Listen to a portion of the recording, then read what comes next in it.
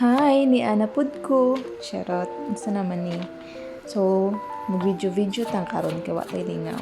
So, ngayon is magluluto tayo ng bitter. Ano bang English nito? Nakalimutan ko na.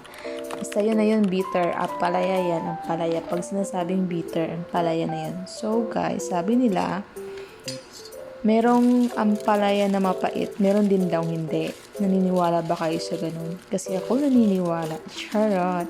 So, depende talaga yan sa breed. Breed ng ano.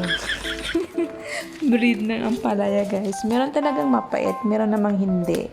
So, sabi din nila, depende yun sa pagluluto. Kung lagi daw hinahalo, yun daw yung nagkukos ng pait. Pero, parang hindi ako naniniwala sa ganun dahil kapag hindi ko naman hinahalo minsan, mapait pa rin. Ngayon, nagluluto ako, halo ako ng halo. Hindi naman siya ganun kapait.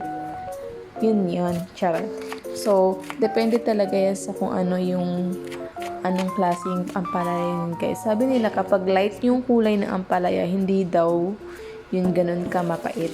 Kapag dark daw, yun daw yung mapait. So, yun ang sabi nila.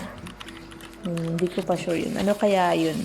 So, comment naman kayo sa mga nakakaalam ko ano yung mapait at hindi na ampalaya. Anong kulay? Sabay ganun. Tapos, ayan na. Nilalagyan ko pala yan ng asin, guys. Tapos, binabad ko siya ng mga ilang minuto sa asin. Then, hinugasan ko. Tapos, ayun nga. Nahuli na tayo sa ating video dahil sa kakadaldal.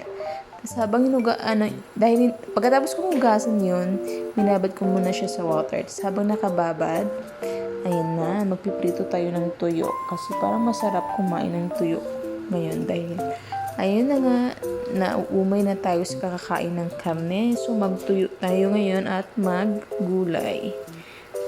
So yun guys, niluluto ko na yung 4 na piraso kong tuyo. GG. Tapos, nakalimutan ko, kailangan ko palang sarado yung ating rooms kasi papasok yung amoy ng tuyo. Tapos, habang niluto ko yung tuyo, ayan, piniprepare ko na yung 2 egg. Dinamihan ko talaga yung egg, guys, dahil wala akong kamatis. So, dahil kulang tayo sa kamatis, bawi na lang tayo sa itlog para sumarap naman yung ating ampalaya.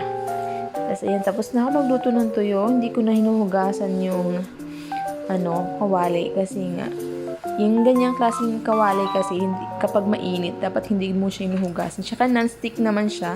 So, ang gagawin mo lang is punasan mo lang siya ng tissue tapos yun, maaalis mo na. Pwede ka na magluto ng sunod na putahe. Ayan na, hinigisa na natin yung ating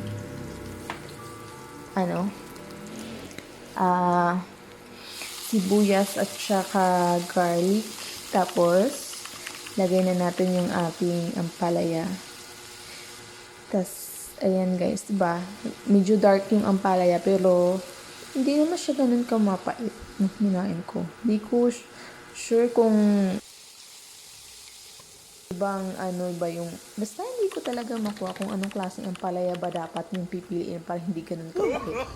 Kasi yan, hindi siya mapait. Tapos nilagyan ko na siya ng paminta, asin, tsaka naglagay din ako ng paprika dyan, guys. Tapos halo-halo, nakailang halo naman ako dyan. Tapos takpan lang natin saglit. Mga ilang minutes niyan para tansya-tansya lang. Tapos lagay mo na yung egg. Tapos ayan na.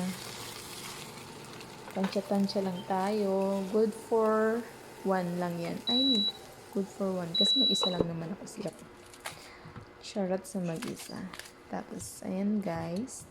Luto na yung ating ampalaya. Gagawin ko ngayon. Kailangan may side dish ako. Every night, meron talaga akong side dish.